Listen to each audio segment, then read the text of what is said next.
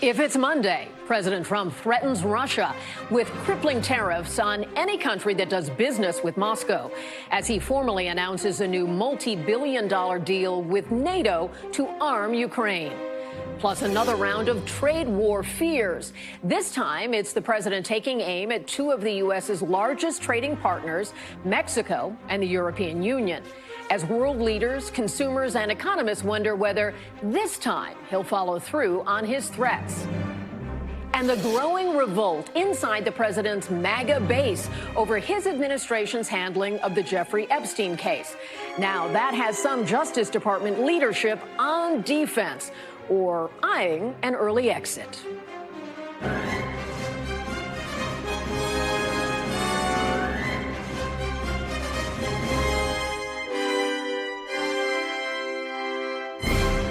Welcome to Meet the Press Now. I'm Kelly O'Donnell in Washington, where President Trump is making a significant shift in policy and rhetoric, announcing during an Oval Office meeting today that the U.S. will send more weapons to Ukraine, while also putting President Putin on notice, threatening crippling economic penalties if Moscow doesn't agree to reach a peace deal within 50 days. Now, during his meeting with the NATO Secretary General, Mr. Trump announced a new deal to provide billions of dollars worth of military equipment to Ukraine, including defensive weapons like Patriot missiles, by having NATO pay for and distribute the arms. He also had this new warning for the Russian president. I'm disappointed in President Putin because I thought we would have had a deal 2 months ago, but it doesn't seem to get there. So based on that, we're going to be doing secondary tariffs if we don't have a deal in 50 days. It's very simple. And they'll be at 100%.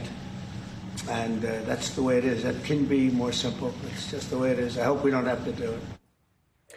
Those secondary tariffs would target countries that do business with Russia, revenue that funds their war machine. It's essentially a threat to freeze Russia's lucrative oil exports, and it mirrors Senator Lindsey Graham's legislation that is gaining some momentum on Capitol Hill. Senator Graham touted his bill as another tool available to President Trump to pressure Putin to come to the negotiating table. This congressional package that we're looking at would give President Trump the ability to impose 500% tariff on any country that helps Russia and props up Putin's war machine. He can dial it up or down. He can go to 0 to 500. He has maximum flexibility. But we're going after the people who keep Putin in business, and additional sanctions on Russia itself. This is truly a sledgehammer available to President Trump to end this war. Altogether, this is a significant turn in President Trump's posture toward Ukraine as he deals with the practical reality that Putin remains a significant impediment to a long-sought peace deal to end the war. Joining me now is our team of superb reporters, NBC News senior White House correspondent Garrett Haake, NBC News senior national security correspondent Courtney Cubie, and our double chief Washington and Foreign Affairs correspondent Andrea Mitchell joins me on set. Great to have you here. Let me begin with you, Garrett, if I may. What more did we hear from the president about how he views this different kind of deal regarding weapons for Ukraine? Well, I think the president here is trying to sort of split the middle here and provide weapons to Ukraine without providing weapons to Ukraine. He had a campaign promise to end this war on day one that obviously went out the window some time ago, but another one that said the U.S. would no longer be funding Ukraine's defense. Now he's able to allow for Ukraine's defense without funding it directly. And this includes those Patriot missile air defense systems that have been #1 on President Zelensky's wish list, if you will, which will be coming from other countries. This is the other kind of benefit for President Trump, who has long talked about the idea that Europe needs to do more for its own defense. Here he gets to say that it's Europe providing these weapons, other NATO countries buying them from the U.S., and he can tout the superiority of American military hardware. Another favorite talking point. From the White House perspective, this is all a win-win. And it was notable today, Garrett, that the president talked about the importance of a strong Europe, something we don't always hear from him. And part of that is some of Europe has had its own relationships with Russia over the years. What more do we know about how this could affect energy prices? Certainly China is a big consumer of that. Yeah, take a look at Mark Rutte's hand, the NATO Secretary General here, who's been kind of a guide for Donald Trump in dealing with Europe and dealing with NATO. I think you could probably argue pretty successfully to get to this point. The nature of these tariffs as secondary tariffs, not on Russia, for a country with which we do little business of any kind right now, but on the other countries that buy their oil and gas, is significant. It's the kind of thing that could potentially raise prices in those countries on these products, and could raise global prices given the global nature of the energy economy here. So if you're China or Iran or another major importer of Russian oil, it might also increase your willingness to lean on Russia to end this war. This is just not the kind of thing that's good for the economies of any of the places in the graphics on your screen, potentially including the United States, which could see prices rise as well, again, given the global nature of the oil markets. So it ratchets up the pressure, if you will, on Vladimir Putin in a variety of ways to make a deal of some kind and soon. Thank you so much, Garrett. Let me turn now to our colleague Courtney. And obviously, you can give us the picture of what does this announcement mean for the real fighting that's taking place on the ground. So it's symbolic in that the fact that President Trump is providing these weapons to Ukraine. But the reality is there are a very few number of actual weapons or systems. They're going to be a game changer on the ground in Ukraine, and Patriots are definitely not them. But they will have the ability once, if in fact there are going to be multiple Patriot batteries brought into Ukraine that will defend against what we have seen are a barrage of Russian attacks in recent weeks. We're talking hundreds of missiles and drones being fired in just a day or just one night, Kelly. These Patriots will have the ability to defend against those, to save Ukrainian civilian lives. And that in and of itself should be enough to help bolster some of the Ukrainian momentum, hopefully including on the battlefield is the goal here by NATO to help bolster the fighting there. But the reality is, on a day-to-day basis, it continues to be a war of inches in Ukraine, and defensive systems like this are not likely to be able to push Russian military back in any real way. And that cadence from Russia has been just alarmingly increased. When you consider the NATO piece of this, do you have any sense of how that will work? Is NATO ready to embrace this fully? NATO absolutely has been embracing this already. And one way that they may look at this change in how the U.S. is going to provide weapons and systems to Ukraine is a U.S. military component there called SAG-U. It stands for Special, I forgot what the A stands for, Group Ukraine Assistance. That's the A, Special Assistance Group Ukraine. It's a military component that's based in Wiesbaden, Germany, and that's where the U.S. coordinates all of the assistance that they're providing to Ukraine. Now, NATO already works closely with SAG-U. Kelly, I could see a scenario where they only increase their coordination and cooperation, maybe even NATO taking a leadership role with SAG-U, and that they would be the ones to essentially distribute or coordinate systems moving into Ukraine going forward. You are always fluent in acronyms, Courtney, I have no doubt. Thank you so much. Let me turn to Andrea. Andrea, so good to have you here with us. You know that President Trump had falsely accused Ukraine of starting this war at earlier times. Today, talking about their bravery, which he's acknowledged before, but there was a notable difference, it seemed. Oh, yeah. This was so different from that really operatic experience that we all saw, the drama in the Oval Office with President Zelensky, where he was shown the door without even being given the lunch that was scheduled with the president, and certainly not getting the mineral deal that had been arranged by the Treasury Secretary, without any kind of signature, and basically told, you know, the blow-up really happened when the vice president seized on the fact that Zelensky, appropriately by the rest of the world's view, said that Ukraine hadn't started the war and pushed back against that, and they seized on that in what looked like a setup, frankly, an ambush. Well, that has certainly changed. And to what caused this change, I think you saw the beginnings of it yourself when you were at NATO and you were in that news conference, and a young woman stood up and talked about the Russian husband attack. Yes, And her she husband said, serving. where are you from? The president said, where are you from? Ukraine. And is your husband serving? And yes. And since that time, we've seen a notable difference in impatience and frustration by the president. He's expressed it using a term, a BS term. And notably, today he's signaled for the first time that he had indicated at some point that Putin was going to go along with ending the war. And Melania, he'd never mentioned her in the context of that was Ukraine. interesting, yes. Melania, the first lady, said, oh, yes, but they bombed a nursing home. And as Courtney has just been reporting, there were 700 drone strikes on one night. Kyiv was being hammered. The battering of Ukraine in the last week or so, since the president's phone call with Vladimir Putin, the first phone call, the first of two, has been, just horrendous. The most since the war began. And the president has also kind of picked up the tempo of talking to Zelensky. And we just, colleagues here just handed me a note that Zelensky has posted on X that he spoke with the president, called it a good conversation. And he expressed that they would talk more frequently, share details about his meeting with the Secretary General. Again, clearly Zelensky is very mindful of a different way of approaching President Trump, but this also, includes the big thank you here, and they hope that this can achieve peace. So this is another step in what seems to be a repair to that relationship, or at least a... Absolutely. And Zelensky has been coached by Keir Starmer, the British Prime Minister, after that disastrous Oval Office experience, on how to, quote, handle Donald Trump. The first overture was at the Vatican when they were there for the funeral services. That seemed like a turning point. That seemed like that knee-to-knee, chair-to-chair meeting in the Vatican.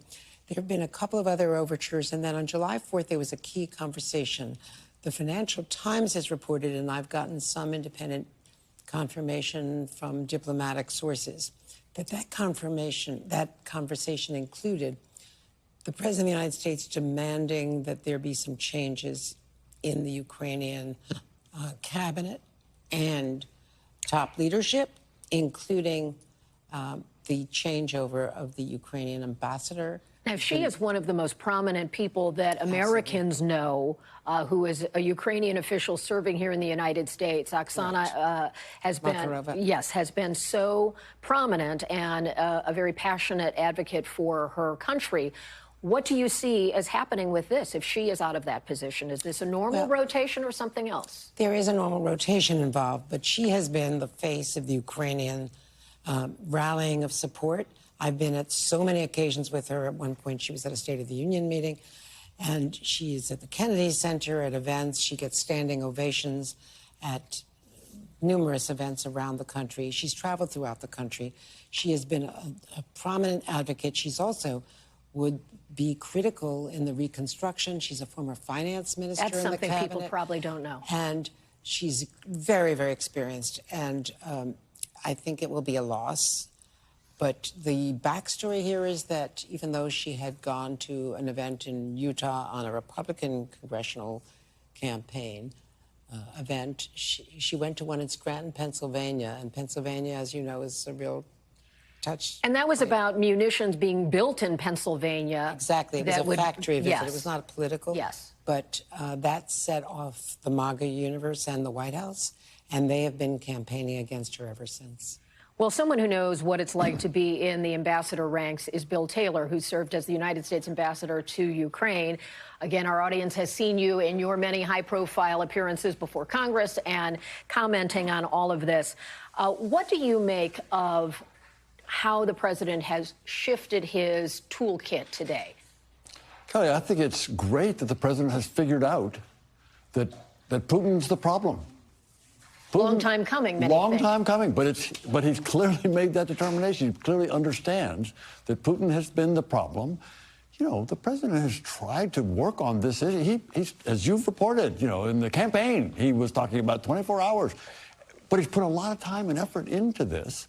And now he's finally figured out that Putin's the problem. Putin is the obstacle to a very high priority. And Trump is now taking some action to put some pressure on Putin. I was struck today, too, by his reference, although he didn't directly call him an assassin, he referenced him as an assassin.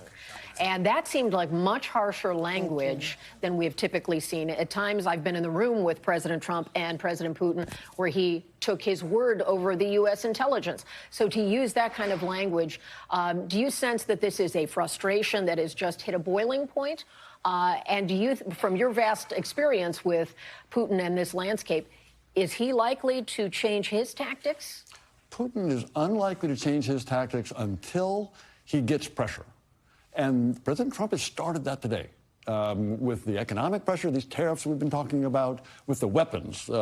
And it's not just those two specific things. It's also the indication that we're going to be there we're going to support the Ukrainians for the longer term. So there was a 50-day component to this where the president says Putin has 50 days to reach a peace deal before these secondary tariffs would go into effect. When you consider what that means in the real world calendar of the summertime and the military advantages of that time period, is that too much time?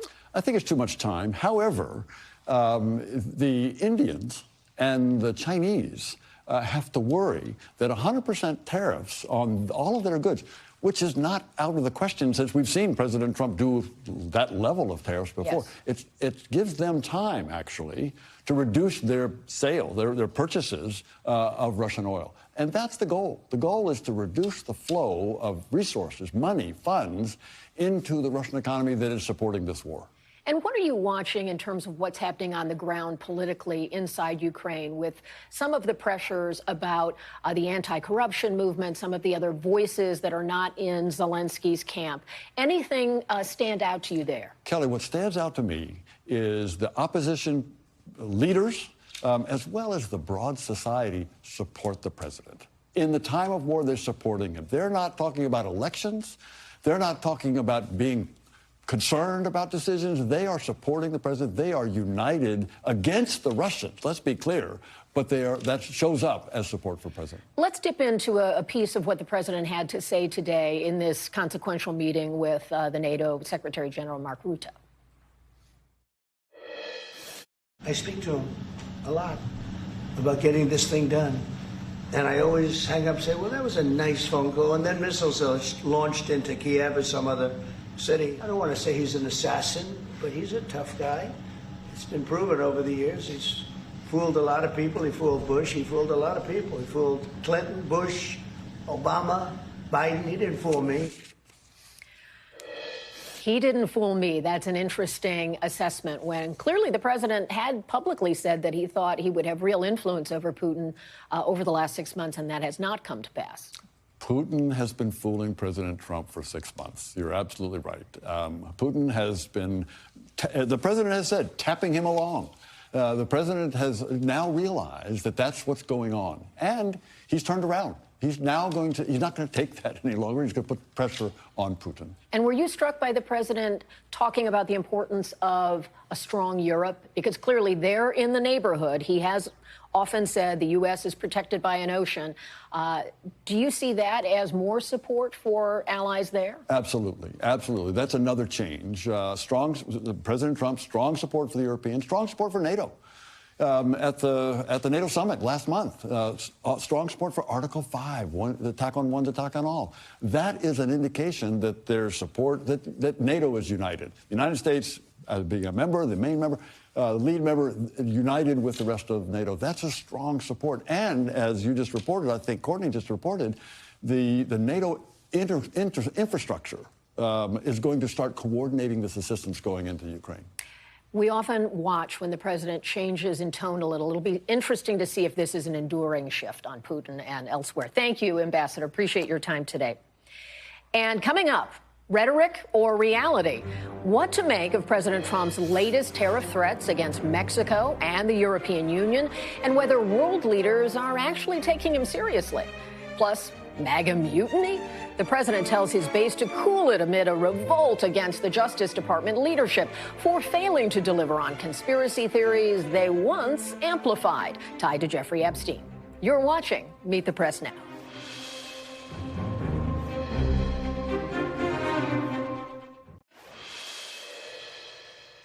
Welcome back.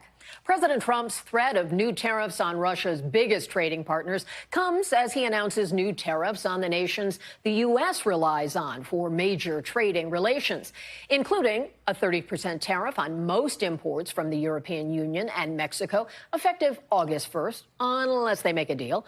That weekend announcement coming just days after the president threatened 35% tariffs on certain Canadian goods, also effective August 1st. In reaction, the EU is pausing its proposed retaliatory tariffs on the U.S. until August 1st, as it looks to continue negotiations toward a trade deal. But at least some EU officials appear skeptical the president will actually make good on these latest threats. Could I just add that until now, our American friends have achieved one deal and 23 threats. So it makes a lot of sense that those of us who are threatened compare notes, as the commissioner said. And I think we shouldn't underestimate our power. They're keeping track. NBC News senior business correspondent Christine Romans joins me now. And help us to put this into everyday terms. When you hear 30% tariffs on EU and Mexican imports, what could that look like for American consumers? I mean, it's a huge new cost in the supply chain for medicines, for pharmaceuticals, for important, highly skilled manufacturing equipment that comes to the United States, French wine and Spanish olive oil and Italian cheese. I mean, just think of all of the different things. This trading relationship is 30% of the entire globe's trade is those 27 nations in that bloc and the United States. It is huge. So the worry is it could cause some companies, some industries to have, huge new costs and company and factory closures. It could mean new costs for American consumers. And if there's that retaliation that you talked about that's now on the table, but that retaliation, if it happened, it would really hurt American farmers and brewers and Kentucky bourbon makers and a whole bunch of really important industries that export to the EU. More of that uncertainty that you've been talking about and helping us understand for months. So when you look at the fact that the EU has, at least for now, delayed its retaliatory tariffs, what is more likely at this point, do you think? Is the EU willing to negotiate, or are they expecting President Trump to simply back down? I mean, they have to keep negotiating. And what we're hearing is that they are indeed still talking. But when you listen to the people close to the president, Kevin Hassett, who's one of his top advisors, saying that they've been working on these deals, but the president is the one in the end who can decide what he wants for the American people and who wants more from what some of these countries have been offering. In terms of the EU, it's an incredibly difficult negotiating bloc. You have the self-interest of 27 different countries, and then you have the trading interests of the bloc itself. So, I mean, it must be very, very interesting to try to be the person or the team negotiating with the U.S. on behalf of 27 different countries. I suppose it's good they're still talking. One other way we look at this is how seriously are markets taking the latest iteration, the president's threats now? Anything you're seeing there? Taking it in stride. And this is something that we're told is actually buoying the president. The president can see that the markets have not reacted dramatically. Now, that said, it was the worst first 6 months for the dollar, I think, in 50 years. So in dollar markets and in bond markets, we have seen sort of the strain. You got Bitcoin at record highs. That's an alternate sort of store of value. So that could very well be all of this controversy and drama has pushed people into Bitcoin, although this administration and this president and his family have been very bullish about Bitcoin and actually in that business. So that could be part of it there. But the NASDAQ at a record high today. So you have some people who are kind of cautiously looking at this snapback in markets from April when the president made his first threats and then pause them, and who are saying maybe the market could be ahead of itself if the president really does come through with these very, very strong and steep tariffs. Christine, thank you so much. Really appreciate that. I want to turn now to some news that has just been developing, and this comes out of the Supreme Court. We just learned that the High Court is allowing the Trump administration to move forward with its staffing cuts at the Department of Education. In May, a federal judge blocked the administration from making those drastic cuts to the workforce. And now, in a 6-3, so that's the conservative to the liberal bloc ruling along those ideological lines, the court says they can go forward. The White House is looking to lay off more than 1,000 people as part of its effort to dismantle the Department of Education.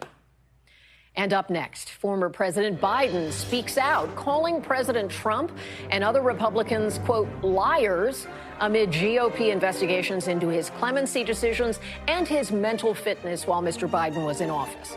You're watching Meet the Press Now.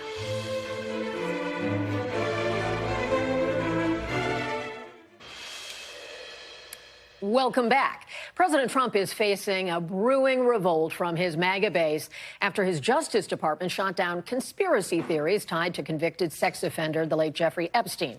Conspiracy theories which the president and multiple top DOJ officials had previously amplified. In a recent memo, the Justice Department said it won't release any more evidence in the Epstein case and reaffirmed that Epstein was not murdered, died by suicide, and that he did not maintain a client list. Now, that has prompted fury from Deputy FBI Director Dan Bongino, who has threatened to quit over Attorney General Pam Bondi's handling of this matter, and that is according to a source who has spoken with Bongino. Bongino's anger at Bondi and skepticism of the DOJ's conclusions is being echoed by the president's loyal base. And it was on full display by some of the MAGA's most influential media personalities at a gathering of young conservatives this weekend in Florida. How many of you are not satisfied with the results of the investigation?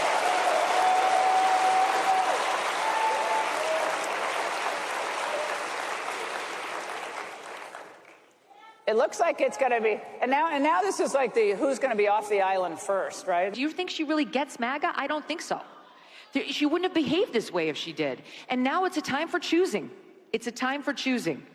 We're about to lose Dan for sure, and maybe Cash too, if she doesn't go. The fact that the U.S. government, the one that I voted for, refused to take my question seriously and instead said, case closed, shut up, conspiracy theorist, was too much for me.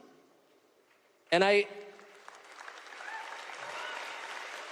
don't think the rest of us should be satisfied with that. President Trump is tamping down on any rift and standing by his Attorney General Pam Bondi, appearing with her this weekend and defending her as, quote, fantastic on social media. Joining me now is NBC News senior national politics reporter Matt Dixon, who's been covering this story for us. And Matt, glad you are here to help us kind of put this all in perspective. When you look at this firestorm in MAGA world, is this really a creation of the president's own making? To some degree, I was at that conference in Tampa that you just played some clips from, and there really is sort of a Frankenstein's monster element to all of this, sort of the scandal or the controversy that's been created really over a few years, in the sense that the Trump campaign had promised its base transparency on the issue. They had talked about releasing the files, the Epstein files, to the extent there are in client lists. And now they're in this moment where they're trying to walk that all back. But they've created this sort of intensity with their base, and the MAGA movement that Trump created really wants answers on this. And the idea that the carpet has been pulled out from underneath them so abruptly really isn't sitting well with them. Trump has, traditionally been very Teflon with his base, where he can have missteps, he can have things they might slightly disagree with, but they always come home. But I can tell you, in the convention center in Tampa this weekend, it felt different. It felt like this is going to be a little more difficult.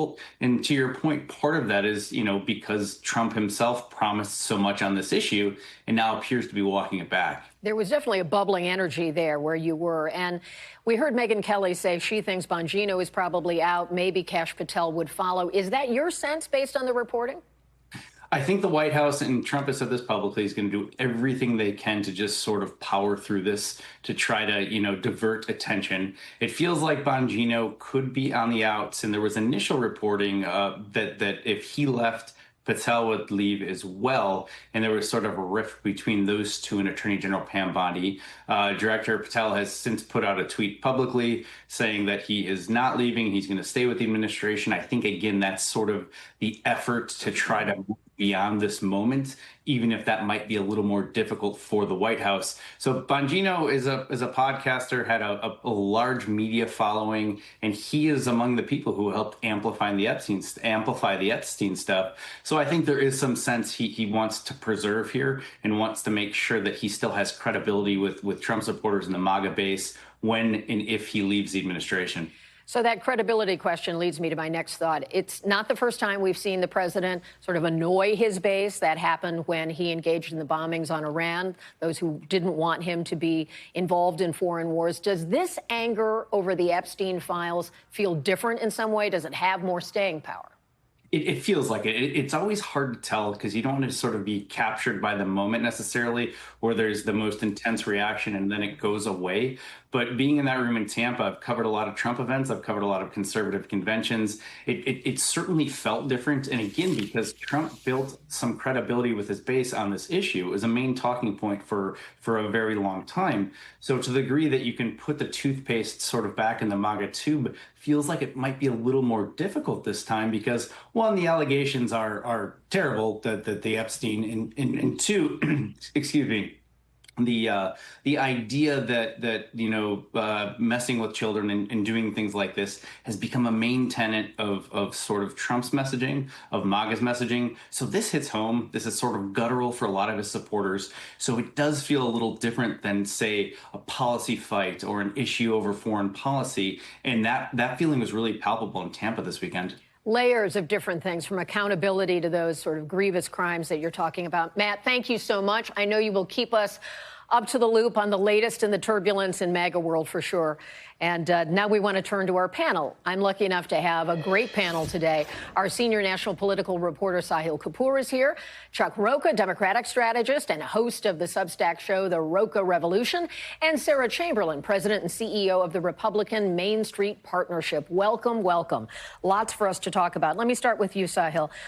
Let's pick up right where Matt left off. Do you see a political danger for the president in what has happened with this Epstein episode? Yes, and it's part of the reason that Republicans in Congress have not been particularly eager to talk about this. This is an awkward issue where the Trump base, the MAGA base, is angry at the president. I mean, just scrolling through Truth Social over the weekend, you could see the president getting ratioed on his own platform, which I've never seen before. Some of his own supporters accusing him of gaslighting them, some of them saying this is alienating his own base, and one of them even said it would kill MAGA. So that's quite That's a alarming vibe. if you're in that world. Right. And as far as Republicans who have weighed in, including Senator John Barrasso, the majority whip, who was asked about this yesterday by Kristen Welker, he said he's standing behind AG Bondi, he's standing behind the FBI director. So it seems like Republicans are going to do here what they usually do, which is stick close to Trump and let the rest sort itself out. But as Matt was just pointing out, this is a unique issue. It's not about, esoteric legislative details or legalese of executive actions, which goes over people's heads. This is a powerful, for many people. Visceral issue that sticks.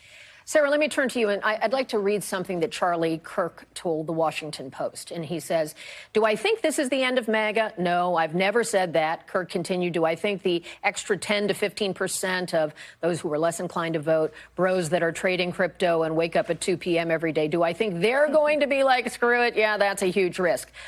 Do you agree with that sort of sentiment, that this may have limited risk for the president? So we certainly respect the MAGA movement, and we understand that they're upset, but we do think this will move on to another topic. At Republican Main Street Partnership, like the senator, we're going to let President Trump kind of handle this, and we're going to work on passing good legislation this Do you think he needs an incremental step, like give something more in terms of releasing material, or just plow ahead? I think we just plow ahead, frankly. And Chuck, Hakeem Jeffries said today about the Epstein files. Now, we don't always hear Democrats talking about this, but one option, he said, is they've lied for years. Option two is they're engaging in a cover-up. So is conspiracy something that Democrats really want to wade into? They often use that as a political weapon against Republicans and certainly MAGA conservatives. Is this a place where Democrats want to be? You saw two things today. One thing, you saw Mark Vesey, who has one of these districts in Texas that the Republicans are wanting to redistrict in a special session, who came to the floor and said, yes, let's make all of this public. Let's jump. And that's a Democrat running right into the middle of this, saying, yes, let's just open this up so everybody can see everything, which is a good political move for him. But the second thing is we're moving into off your election cycles. And you've covered this, and it's all about, for everybody at home, off your elections is not elections where everybody votes. And we have a problem with turnout. So mobilization and excitement is a big thing. Democrats try to look, Republicans try to look of how we can get our base to actually get motivated. And I think this could hurt their motivation. The most dependable voters are those They're normally off-years. the ones who vote. And do you think it matters that Trump himself would not be on the midterm ballot, that would influence how Democrats use something like I've run campaigns for 36 years. There's one thing I've learned about Donald Trump is there's only one Donald Trump, and his voters really only show up for him. They show up for Republicans, too, but never at the level when it's the Donald intensity Trump. That is they there. love Trump. Trump. By the way, on the VC resolution, let me just say our team spoke to Speaker Johnson just in the last few hours about it. He was non-committal about whether this is going to come to the floor. Oh, wow. He said the White House has a lot more information about this issue that I'm privy to, so I have to trust that they'll make the right decision, unquote. Again, sticking with Trump. Right. Well, let me turn to the prior president. Joe Biden surprised many of us by speaking on the record with the New York Times, something he never did during his time in office, had given a kind of a total blackout to the New York Times as far as interviews are concerned. And he's talking about the auto pen, and he's talking about his own process for how he arrived at pardons and clemency to affirm from his point of view that he was, in fact, making each decision. When you are talking to people about this on the Hill, does this sort of resolve some of those questions, or does it open up new questions? Well, for Republicans, it's certainly the big issue that they're focusing on. I think Democrats are a bit annoyed by the timing of President Biden, given this interview to the New York Times, or at least the time that it was published, right? There's a bad, news cycle for President Trump and Republicans, and suddenly getting in the way of it, perhaps. To jump in with this, but I don't think Democrats see a conspiracy here. They're focusing more on the Epstein files today and various other legislative issues like the rescissions package than they are talking about Biden. And the big takeaway of that is he says he made each decision, but then when there were large categories of people who qualified based on their either, the type of offense, where they were in the process, that some of those he didn't go name by name, and that's where they authorized the auto pen. That he made all the important decisions. He made the important decisions and then asked his staff to follow up with that. That is critical in part to defend his sense of was he, in fact, mentally capable and in charge of his own presidency. And then the issue of was the use of the auto pen such that could Republicans get at some of those people who were pardoned? Do you see that as part of the goal of Republicans, to try to breach that pardon power, to try to pursue them? Yes, I absolutely do. And I think this is one of the reasons that President Biden had to address this at some point, in some form or fashion, and he has now. Because his aides are being called in, being subpoenaed, and so forth. When you consider how this could add fuel to the fire for Republicans, did you see something in what President Biden said that you think gives them a new lead? Well, I think it was wonderful timing that this came out from a Republican perspective, because it did kind of shift off of Epstein. I think any time the president comes out is a good day for Republicans, because there's a lot of questions under Joe Biden. And last week we saw a lot of people around him take the Fifth Amendment. So there's a lot there. We need to continue to investigate this. The auto pen, big question. His chief of staff was not elected. And to let the chief of staff determine who gets the auto pen signature, I think, is wrong. And the auto pen is used all over Washington because of the volume. But the question is, was he making each decision? Right. And was he able to make each decision? I mean, that's a big issue. Please mark me down as a Democrat who's annoyed at this. I run campaigns for a living, and every time Joe Biden pops up his head as another day, I got to talk about Joe Biden and not talk about Donald Trump. It's campaigns 101. But you know what aggravates me more than that? Are the people around him. We read all the books. We saw that was going on, and they continue to run campaigns in the Democratic Party. Like, we have to have more accountability, get new people into the system with new ideas if the Democrats are ever going to turn the page. And you're saying their post-presidency strategy is still getting in the way? Absolutely. Every single day we're not talking about Donald Trump. There's two ways to win an election. You got to talk about disqualifying the person in charge and what you're going to do to make people's lives better. And if I'm talking about Joe Biden, I ain't talking about either one of them. Right. What a great panel. Thank you so much. I appreciate all your insights. Sahil, Chuck, and Sarah, thank you so much. And after the break, we're on the ground in Texas, where heavy rainfall and more flooding is threatening recovery efforts as the search for the missing enters its second week. You're watching Meet the Press Now.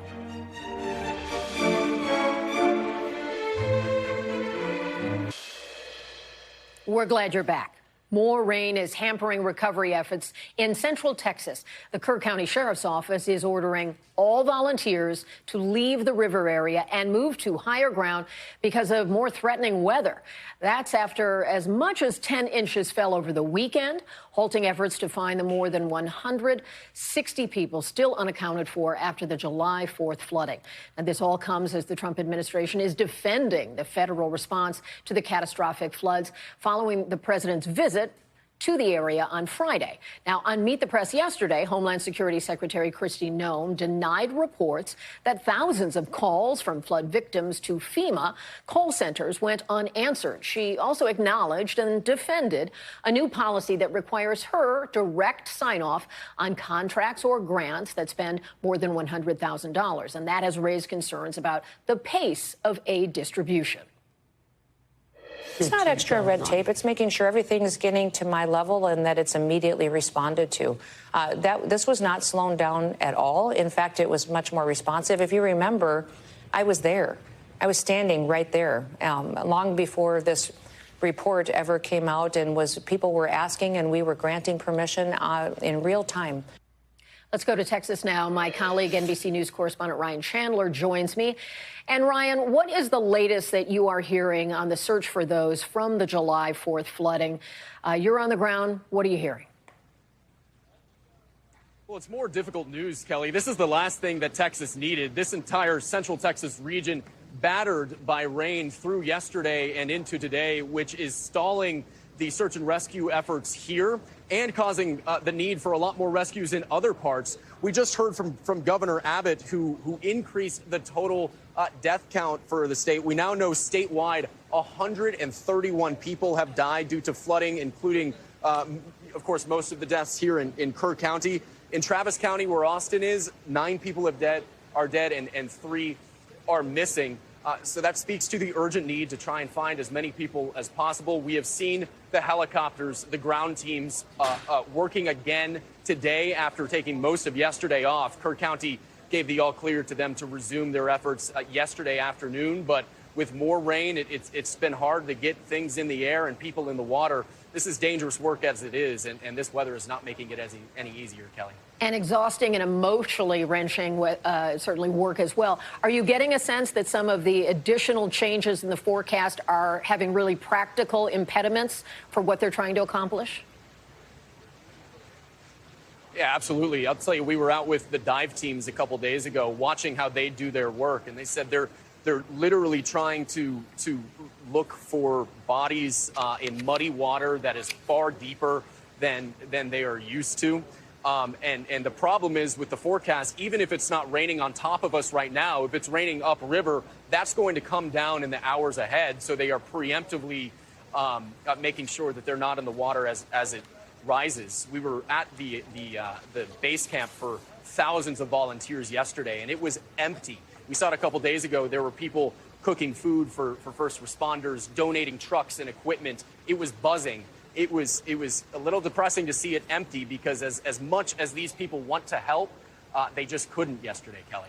You heard we played a clip of Homeland Security Secretary Kristi Noem talking about the administration's response. Certainly the White House and she have been saying it has been an exemplary response. Are you hearing any questions on the ground? What is it that in the community where people are really personally affected by this, are they seeing the speed of the government response as she describes it, or do they have a different perspective based on the conversations you've had?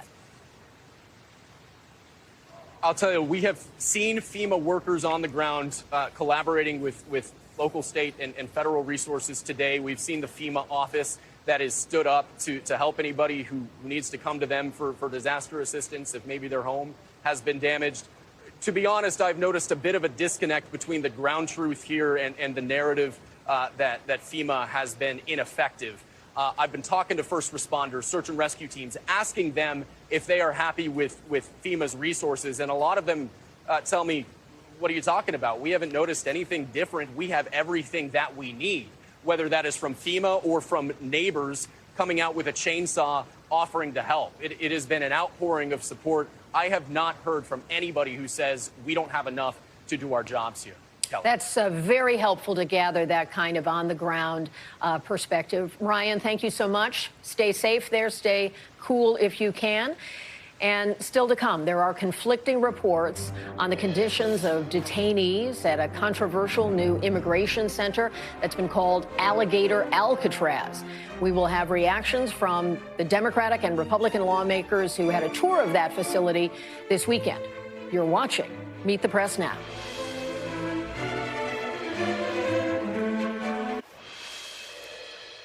We're glad you're back with us, and we are following a number of developments in connection with the Trump administration's immigration crackdown, including a court ruling limiting who ICE agents can arrest in Los Angeles.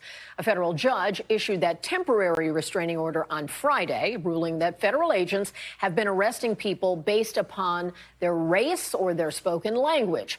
The Justice Department says it is appealing the decision.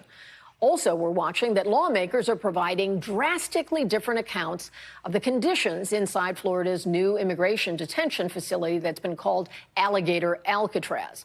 After a tour of the facility this weekend, Democrats described it as dirty, crowded, and unsanitary, while Republicans describe it as well-run and no squalor. It comes as NBC News has exclusive new reporting on the conditions inside other detention centers. Immigration advocates tell NBC News that immigrants being held in ICE detention centers in at least 7 states are complaining of hunger, food shortages, and spoiled food. A DHS spokesperson said in a statement, quote, "Any claim that there is a lack of food or subprime conditions at ICE detention centers are false." NBC News Chief Capitol Hill correspondent Ryan Nobles joins me now. And Ryan, when we talk about a tour of members of Congress, Democrats and Republicans, how did that come about? Who are we talking about? Well, this is a group of Florida members of the Florida delegation, both Republicans and Democrats, but it was really Democrats that pushed to get access to what's being dubbed Alligator Alcatraz. This was after they were initially denied access to this facility. They ended up getting a tour. They said that it was a limited tour of the facility, and what they described were inhumane conditions. They say that the people that are detained in this facility are packed into cages, as they described them, as many as 32 people per one of these cells that divide the detainees that are being brought in. They say that it is hot, it is uncomfortable, and it is not the way a federal immigration detention facility should be run. Obviously, the administration feels very differently about this. They think that this is an appropriate use of taxpayer funds and an appropriate way to run this process as they carry out their mass deportation plans. But obviously, this is a controversy that is just beginning, and Democrats are going to try and highlight it as much as they possibly can going forward. And their visit, Ryan, seems like it would be instructive because the Homeland Security Secretary said to Kristen Welker, our colleague, over the weekend on Meet the Press, that the administration wants to build facilities similar to Alligator Alcatraz in other places. So might this be a fight that plays out from Capitol Hill this fall and in other states? I mean, there may be an effort by some Democrats to stand in the way of this, but as we already saw play out, they were able to get this facility up and running pretty quickly without any input from Congress at all. And this was before that massive bill was passed with Trump's legislative priorities in it, which is packed full of funding to help support the Trump mass deportation effort. So there's every reason to believe that if the administration wants to create more facilities like this, they're going to have the ability to do it. And there isn't much that Congress can do to stop it. And that there's even much of a will for members of Congress to stop it. I think it really much more becomes a campaign issue, Kelly, as we head into the 2026 midterms. Democrats are going to point to this as being an example of how the Trump administration has run just roughshod over this immigration policy and that their mass deportation plan goes too far. When you talk about campaigns, I want to bring up a new Gallup poll that shows that Americans' views on immigration are more favorable now than they were a year ago. A record 79% say immigration is a good thing for the country. That's up 15 points from a year ago. Just 30% say immigration should be decreased compared to 55% a year ago. So should this be a red flag for Republicans that views might be changing? I mean, if it is, they're showing no signs in that direction, Kelly. Republicans have long believed that immigration is what they call an 80-20 issue for them. They believe that there's nuance in these numbers. And when presented with the way they're going about enforcing immigration, that likely will be favorable to voters in the upcoming midterms. And we'll end it right there. Thank you, Brian. Appreciate it. We're back tomorrow with more Meet the Press Now. But the news continues with Hallie Jackson right now. We thank you for watching, and remember, stay updated on breaking news and top stories on the NBC News app or watch live on our YouTube channel.